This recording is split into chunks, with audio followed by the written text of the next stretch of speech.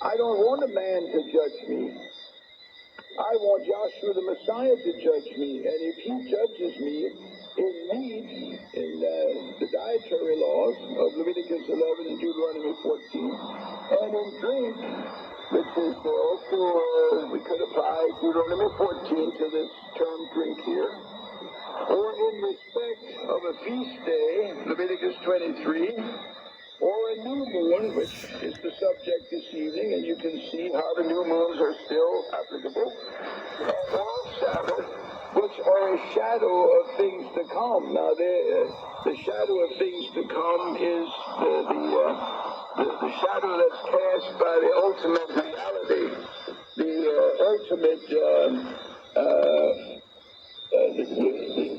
ultimate fulfillment of something. So these days are merely shadows of something that is yet to come. And the shadow of things to come is the kingdom of Yahweh, obviously. Eternal life in Yahweh's kingdom. But then it concludes, but the body of the Messiah.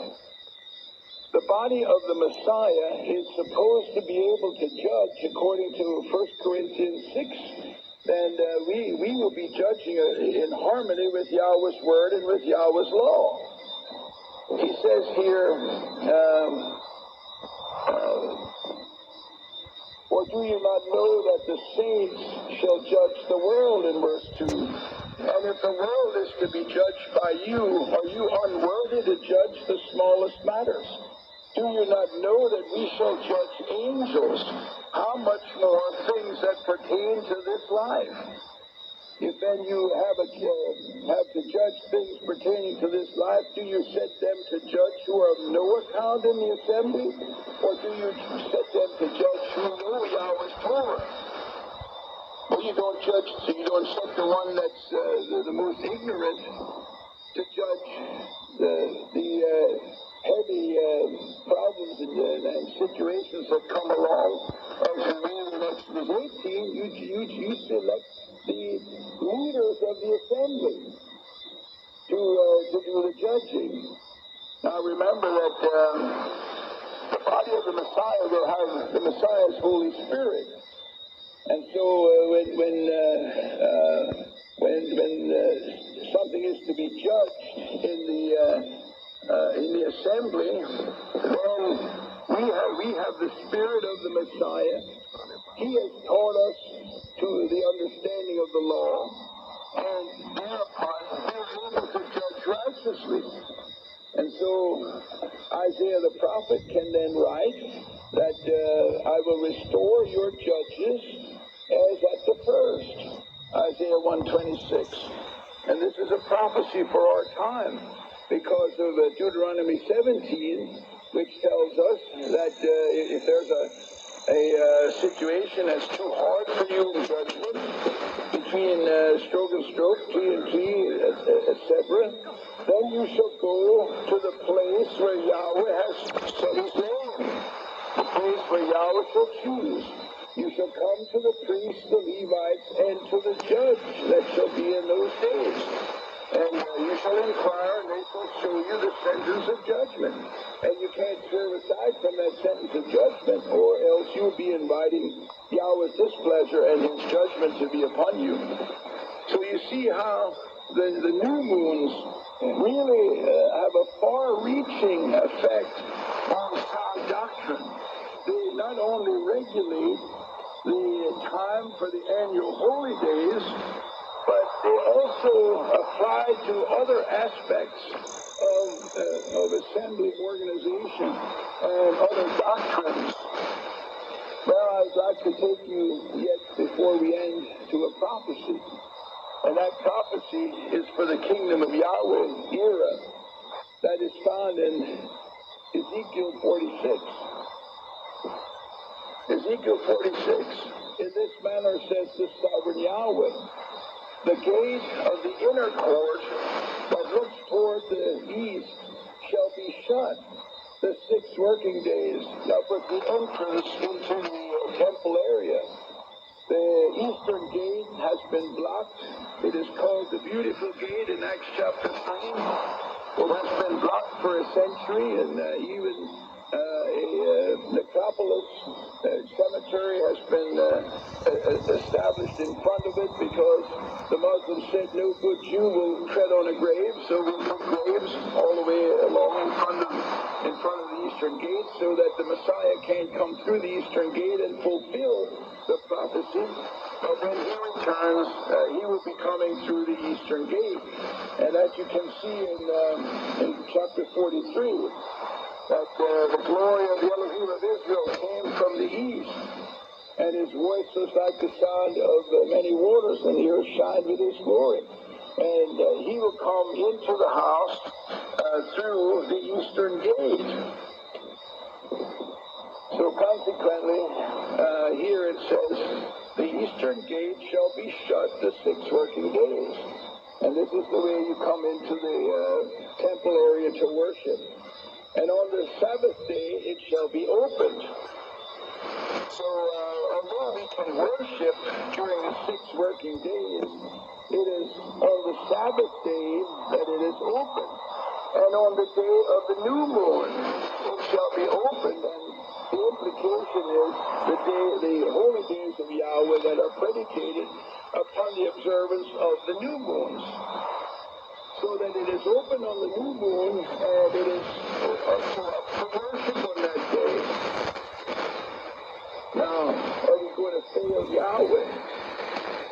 You know, many times we say, well, it's not really a holy day, so if I have to do something else, I'll do it. But we should always remember that we're responsible for worship Almighty Yahweh on the new moon. Therefore, we must have a worship service. Remember that we must offer special sacrifices on the new moon days. However, they are not holy Sabbaths, regardless what some misguided interpreters try to make them. We must offer special worship on this day, however. But the only holy day on the first day of a month is the 7th month, the month of Tecsun. And that must be set aside as a holy day.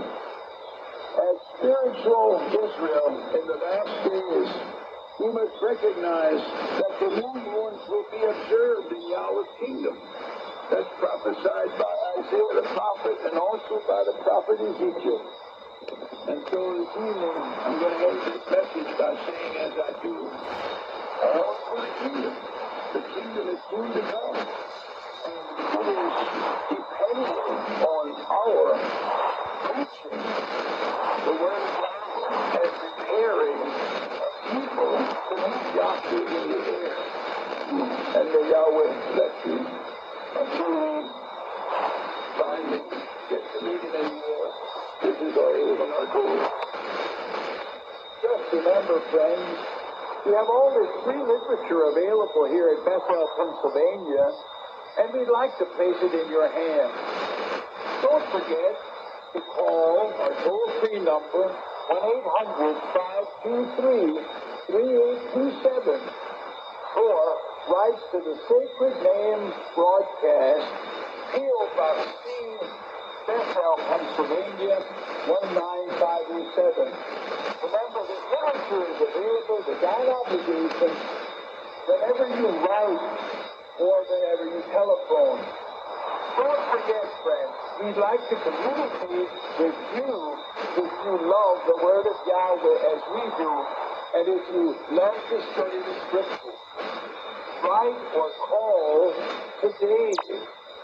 Friends, the literature we have just offered is available free of charge and without obligation. I hope that you immediately walk to the telephone and dial 1-800-523-3827. That's 523-3827. Or if you're living in a foreign country, 717-933-4518. That's 717-933-4518. And that number will also work for anyone here in the United States because that's our main office number. You can also write to the Sacred Name Broadcast, P.O. Box C, Bethel, Pennsylvania, 19507.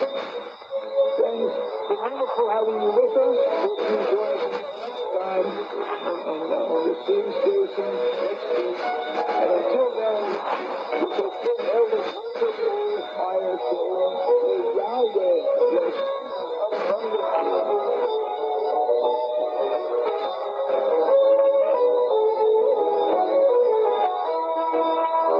You are listening to radio station WMLK, Bethel, Pennsylvania, United States of America. Don't touch that dial. Remain tuned for these instructional moments. The pilot text for our sermon this morning will be taken from Jeremiah chapter 3. Jeremiah chapter 3. They say if a man puts away his wife and she goes from him and becomes another man, will he return to her again? Will not that land be greatly polluted? But you have played the harlot with other lovers, yet return to me again, says Yahweh. Lift up your eyes to the bare heights and see. Where have you not been reigned with? By the waves have you sat for them as an Arabian in the wilderness, and you have polluted the land with your whoredoms and with your wickedness. Therefore the showers have been withheld, and there has been no latter rain. Yet you had a harlot's forehead. You refused to be ashamed. Will you not from this time cry to me, my Father? You are the guide of my youth. Will he retain his anger forever? Will he keep it to the end? Behold, you have spoken and have done evil things and have had your way. Moreover, Yahweh said to me in the days of Josiah the king, have you seen that which backsliding Israel has done? She has gone up upon every high mountain and up under every green tree, and there has played the harlot. I said, after she had done all these things, she will return to me, but she returned not. Of her treacherous sister Judah saw it, and I saw that for this very cause that backsliding Israel had committed adultery. I put her away and given her a bill of divorcement. Yet treacherous Judah, her sister, feared not, but she also went and played the harlot. And it came to pass through the likeness of a whoredom, but the land was polluted, and she committed adultery with stones and